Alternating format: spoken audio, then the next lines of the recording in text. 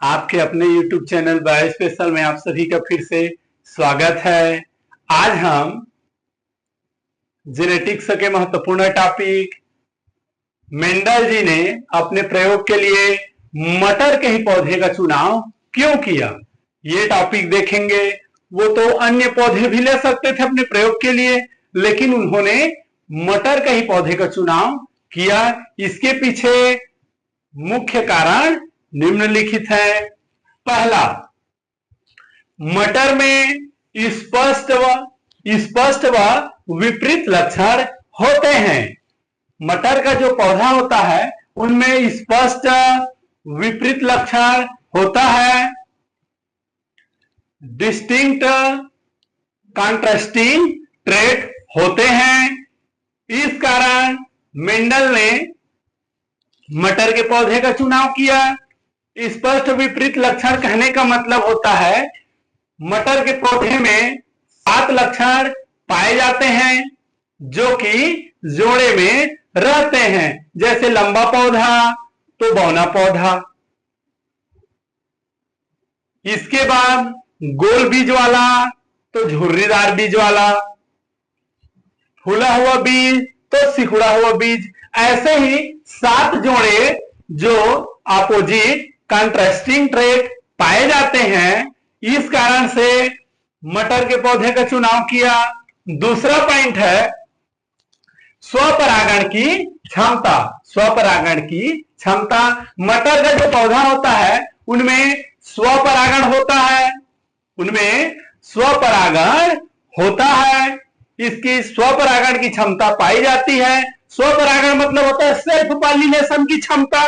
तो जो मटर का पौधा होता है उनमें सेल्फ पॉलिनेशन की, स्वपरागण की क्षमता होती है। इस कारण से उन्होंने मटर के पौधे का चुनाव किया। परपरागण की सुविधा।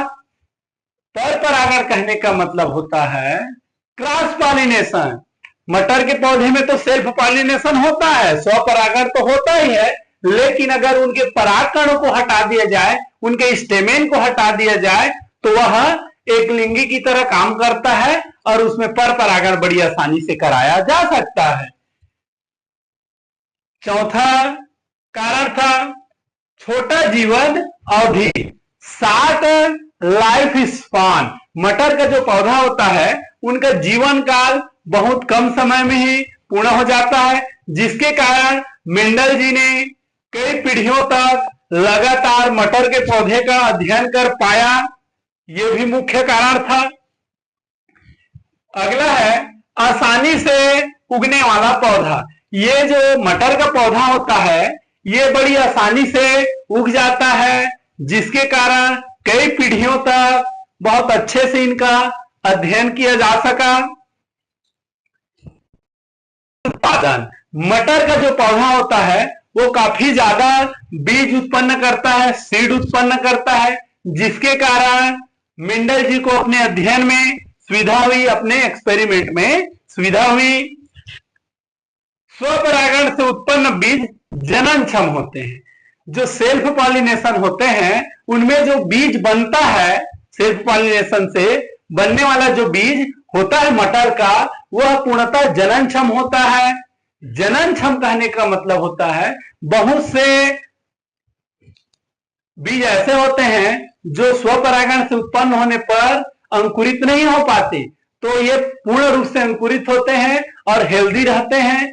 ये मुख्य रूप से 7 कारण थे, जिसके कारण मेंडल जी ने अपने प्रयोग के लिए मटर के पौधे का ही चुनाव किया। यह एग्जाम की दृष्टि से भी बहुत महत्वपूर्ण है, एग्जाम में पूछा जाता है।